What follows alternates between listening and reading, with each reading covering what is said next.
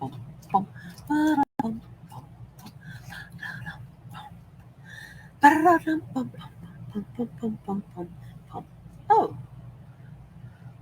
ooh, okay, can't do that.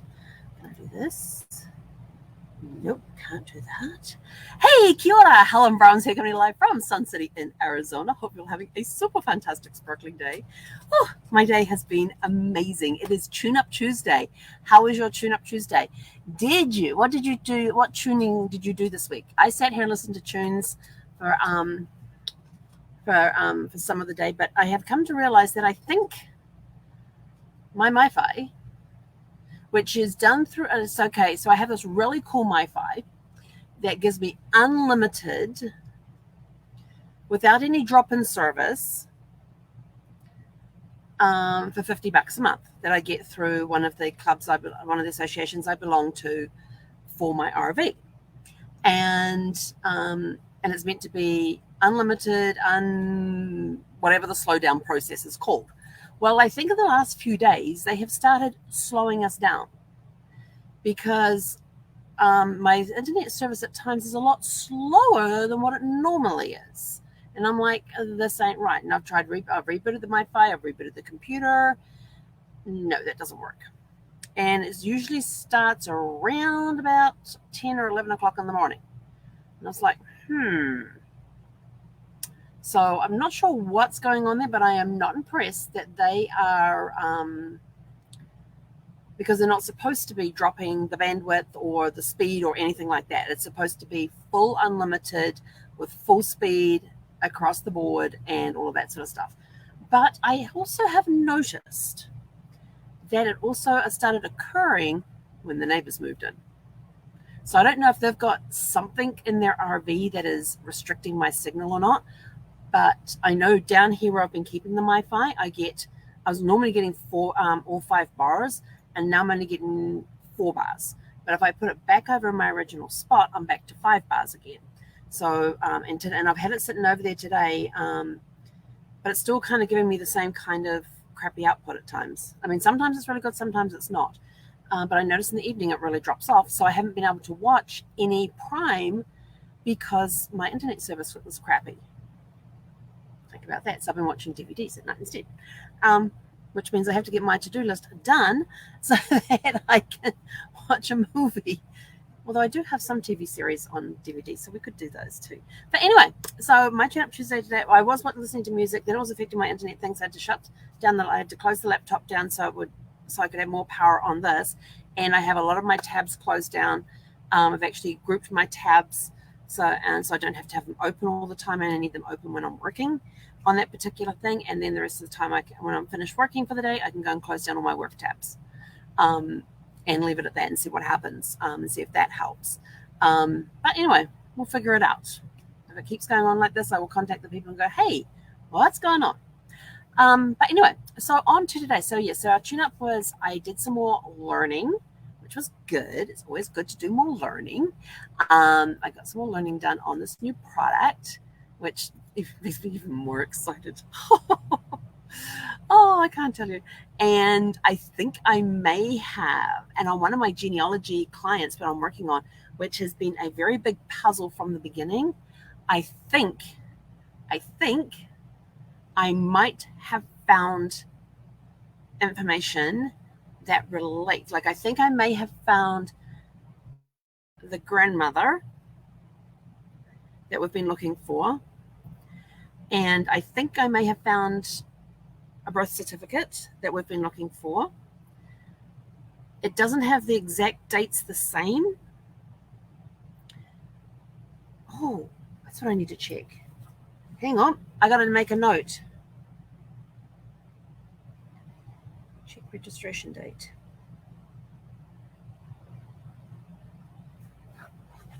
Okay, on the BC. Okay, all right. I just had a sudden thought on something. I want to go do it now, but I can't because I've got so much to do right now. So I think I may have made a breakthrough there, and it's going to be very interesting if that does fall in and happens to be the right path that we're going down, because that is going to make things very interesting. So I think I may have found the grandmother. I think I may have found a birth certificate we've been looking for. And this is on one side of the family tree with the query. So I'm really excited about that. I just have to do some more digging to see if it's looking viable right now, because it's fitting in with mostly fitting in with most of the facts that I have been given. But we will see. And anyway, so on to the day. So Zephy had an adventure today. She'd been at the park the other day where we had the smelly water that she was running around in and all that. And when I've been petting her, my hands have been getting very, very itchy. And I thought, this is not good. She's got something on her fur that I am reacting to. And so I have this bottle of Waterless Dog Shampoo. It comes out in a mousse, and you just rub it into their fur, and then you towel dry them. And that removes most of it. It's a good one to do between groomings. And so I thought, I'm going to do that with her today. So in the RV, we don't have a bathroom as such. Behind this wall here, not this one because it's outside, but behind the wall over here is where I have my hand basin and my toilet. And then there's a door that closes it. But when you open the door, it blocks off this whole living area from the bathroom and the bedroom area. And the bedroom's the other side of the bathroom. And the shower's on one side of the hallway, and the toilet and hand basin are on the other side of the hallway. So you open that door and it closes that area off. And then I close the sliding door into the bedroom, and that gives us a 4-foot long piece of hallway, which is 8 foot wide, with the hand basin, the toilet, and the shower. So I pick up Zephy because as soon as she saw what I was doing, she was like, yeah, I ain't going in there. And so I picked her up. I put her in the shower while I closed the door. And as soon as I let go of her, she jumps out of the shower and just stands there. And I get the mousse stuff, and I start putting it in my hands, and then I start rubbing it into her fur, and she kind of just stands there like, I'm really not liking this. And her tail starts going down between her legs. I'm like, it's okay, Zephy, you've been a good girl. So I'm talking to her the whole time I'm doing this. I'm giving her a massage on the balls of my fingers, not with my nails, and not that I have many nails anyway, but with the balls of the fingers, because it's always good, and just rubbing it in there. And so I got her all scrubbed down along her back, along her stomach, on her legs, on her feet. She hates getting her feet touched. On her head, avoiding the eyes and the mouth, under the chin. Took her collar off so she got a nice neck massage. I thought I was doing pretty good with my massages there. And she's just sort of like, I'm not liking this. And then I pick up the towel and give her just a big rub down. And she doesn't like hair dryers. So when she goes to the groomers, I have to tell them that not to use the hair dryers on her because she doesn't like them. But they would need to use towels on her. And so I got it all rubbed down and everything else. And of course, the mousse stuff kind of makes her fur damp. So when I finished rubbing her down, she was basically dry. And so then I told her she'd been a good girl, opened up the door, and she just took off and got up on the dashboard. And this stuff has got a lavender and chamomile scent to it, it's kind of a cool scent. She was so funny. So I cleaned up in there, washed my hands, came out here, and I went into the overhead cabinet up here and said to Zephy, I'm going to get the brush and brush you out. Well, she hates the brush. So she takes off into the bedroom. And so when I opened up the cupboard, I get the brush. I said, okay, I've got the brush. And she comes running down, jumps up onto her bed on the dashboard. And you know how dogs like to lay in the grass on their back, and they wriggle around like they're trying to scratch their back, and they roll all over the grass? She was doing that in her bed. She was rubbing all over it. She was basically doing that whole thing on her back, rolling around, rubbing her back like she's trying to scratch an itch or something on her back. And then I just stood there watching her. I was in absolute hysterics. And then she'd stand up, and she has a blanket on her bed, and she's trying to get underneath the blanket as well. And then she's rolling around on top of the blanket and doing this whole process. And then finally I stepped in with the brush and started brushing her. Yeah, she was sort of like, she goes all stiff, like, I'm not so sure about this. And then she slowly started to relax. So I got her all brushed out on one side, and then I had to get her to flip over to the other side. Well, then she starts doing the rolling around on her back thing again. And then I finally got her on the side that I needed her on and started brushing her out again. And so the whole process from start to finish was like about 20-25 minutes. And I had a nice clean dog. She smelled great. But then what I realized that she was doing when she was rolling around on the bed, trying to itch her back, or what, but looking like she's itching her back and everything else, she was trying to rub the smell of the lavender and the chamomile off her. My poor puppy. I've got to see if I can find a. It was meant to be a calming solution. She was fired. This dog was fired up. It's called a calming solution. I was like, yeah, that had like a complete opposite effect on Zephy. So she spent the day recovering from that. But that was her big adventure today. And just got a lot of work, got some good work done this afternoon. It was another day of being steady. It was another day of being, I didn't really get a chance to do any project testing today. I'm working on projects today. It was more, the chat was just sort of like, next one comes in, deal with that. Notice my throat's been getting very dry today. So now we are on to the question I told you. This is the most asked question that I have had since I first started asking you guys to send me questions. So I have had many people send me a question. They were all like, okay, we know how to start the tree. What's next? After we start the tree, what's next? Where do we go for our research? And where do we go next for our research when we start our tree? And my answer to that is living relatives. This is when you go and you start interviewing your living relatives. So who have you got that's still alive, especially the older generation? So you've got the information that you know. Now you need to go start asking the living relatives the information and seeing what they know. And you start with the older generations first, and you make them comfortable. And we've got a PDF file which has 100 family history questions on there. And we're not saying go and sit down and you go, question number 1, block. Question number 2, block. Yeah, no. There is an email. When you, I will drop after this, I will drop the link because I can't do it from StreamYard. So after this, I'll go into Facebook and I will drop the link into the comments of the video so that you guys can go and click on that link. And when you click on that link, just put in your name and email address, and it will automatically email you an email that has the 100 questions on there, plus some little tips about interviewing, like setting up and making. I have seen some bad interviews done where the interviews have literally been sprung on the people and they're so nervous and they're not getting to talk about what they want to talk about. But it's sort of like, think ahead of time, make a plan. Sit, call them up, make the appointment with them, let them know what you're going to be doing. Don't snowball them. Ask them if it is okay for you to record the session, either with a camera and or digital recorder. Always recommend pen, paper, digital recorder, and camera for getting things. But if they won't allow you to do a camera, at least get the digital recorder in there, and let them know, hey, it's okay if you don't want to be on camera. I totally get that. I understand that.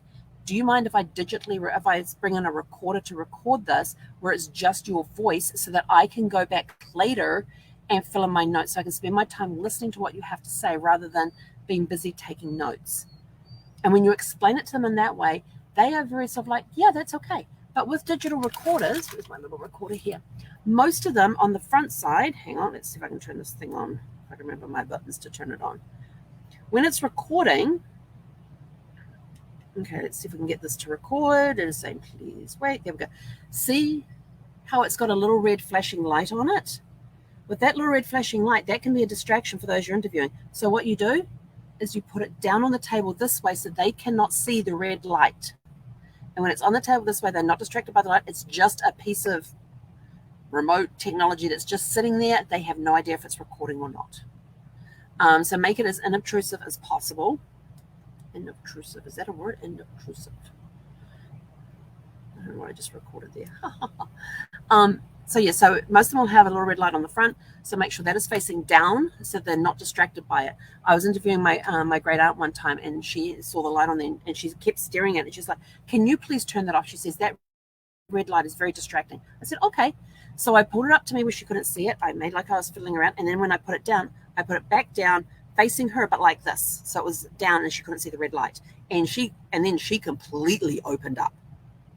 So she'd asked me to turn it off. I didn't. It's a bad thing to do, but I didn't do that because I wanted to capture her stories, but I wanted it to make sure that she was comfortable. So I actually put it down, face down, where she couldn't see the red lights, and then she really opened up and started talking and telling us stories.